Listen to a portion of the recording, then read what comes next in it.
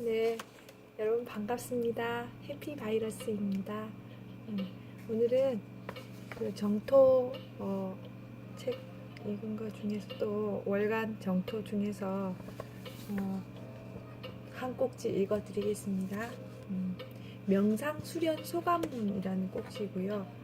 명상 수련을 통해 상처를 감싸 안다. 이게 제목입니다. 명상 수련 참가자 분께서 써주신 내용입니다. 첫 번째 꼭지는 포기하고 싶다. 다리가 아프다. 아파도 너무 아프다. 그리고 졸음의 끝은 어디인가. 정신을 차리면 다리가 아프고 아프지 않을 땐 조느라 정신없는 첫날. 무건이 아니었다면 차 있는 사람을 찾아 도망가고 싶었다.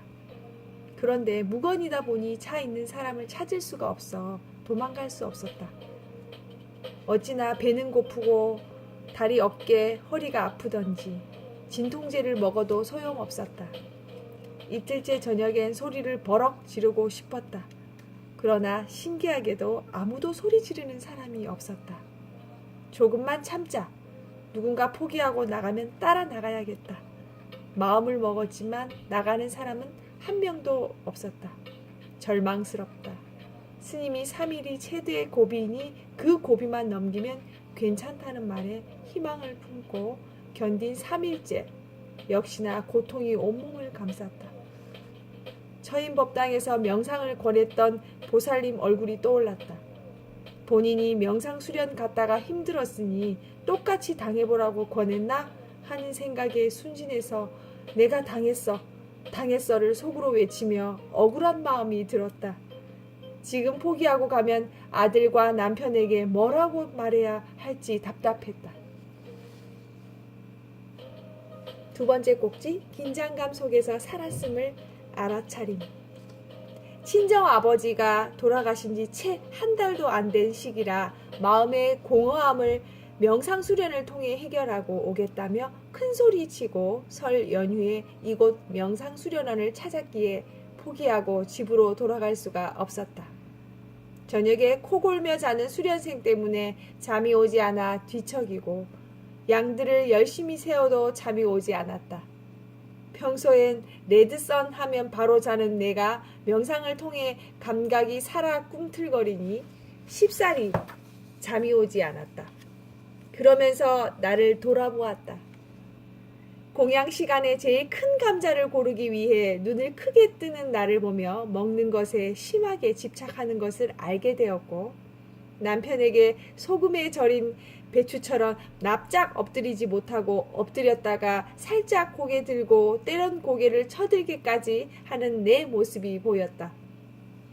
명상 수련 중에 화장실에 자주 가는 문제로 퇴소당할 뻔했으며 며칠 지나면 적응될 거예요 라며 안내자에게 최대한 잘할 수 있다고 불쌍한 고양이 눈을 하던 모습을 돌아보았다. 화장실을 너무 자주 가는 게 방광이 민감해서 그런 거라 생각했는데 잘하려는 생각에 긴장감이 내 안에 꽉 차 있었음을 알게 되었다.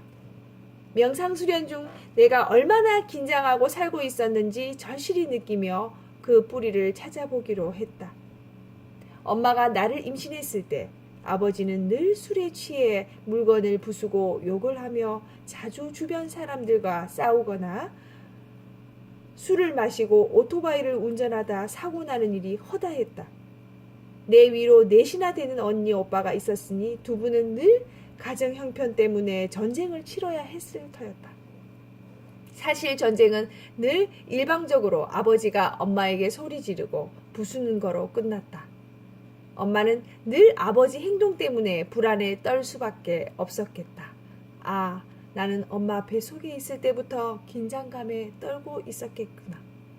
태어나서 어른이 될 때까지 긴장을 안 해본 적이 없으니 내가 긴장하는 줄도 모르고 살아왔을 수밖에 없음을 알게 되었다.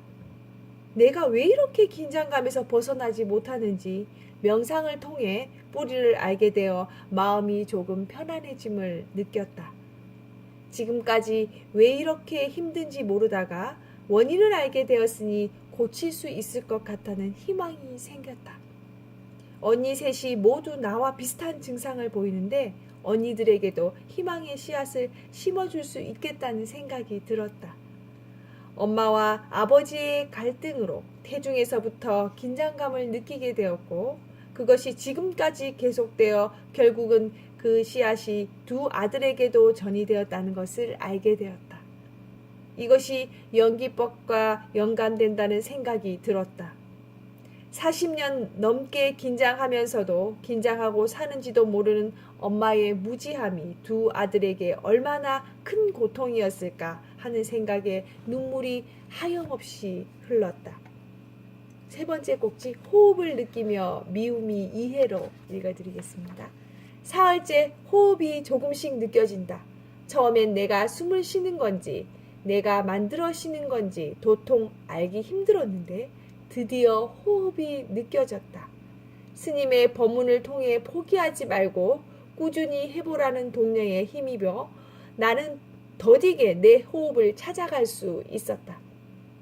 호흡이 느껴지면서 아버지에게 가지고 있던 미움이 조금씩 이해하는 마음으로 변하는 것을 느꼈다.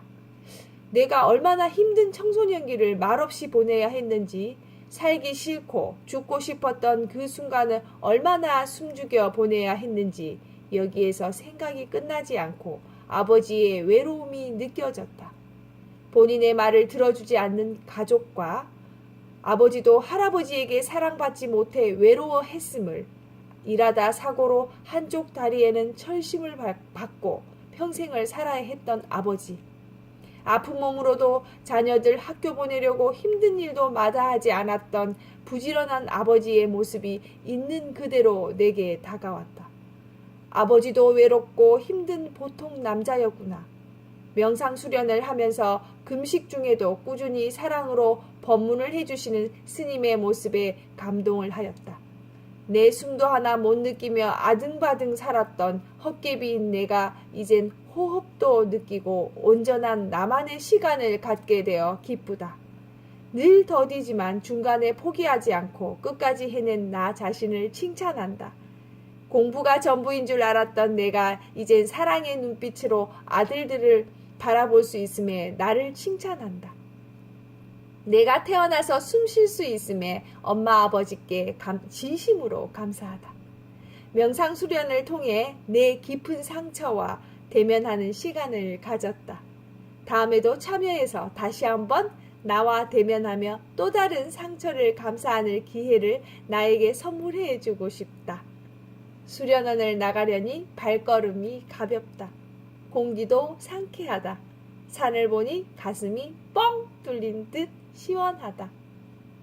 네, 여러분도 명상수련 한번 다녀와 보세요. 시원하게 뻥 뚫리실까요? 네, 해피바이러스였습니다. 고맙습니다.